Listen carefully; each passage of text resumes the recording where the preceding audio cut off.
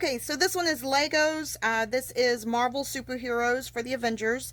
This is Infinity War Thor's Weapon Quest, which is Lego set number 76102. So you can see the book there. The book is not very thick. This actually is a smaller book. And just to go ahead and show you, there you go. It's got a couple of the details as far as how to be able to go ahead and put it together. Really quick on the set itself, let me go ahead and give you a couple of features. This one does have Groot as well as Thor. And then Rocket, Rocket's ship, this bubble will open and close, as well as the back. It also will go ahead and open and close to be able to get into the back cargo. I'll give you a really quick 360-degree view of the ship here.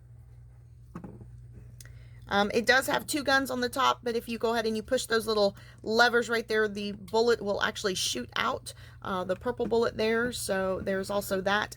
And then this right here is, actually you can go ahead and turn this, which will turn the front of it.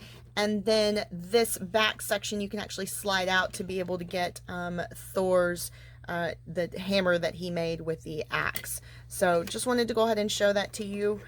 Give you a real quick 360-degree view on that.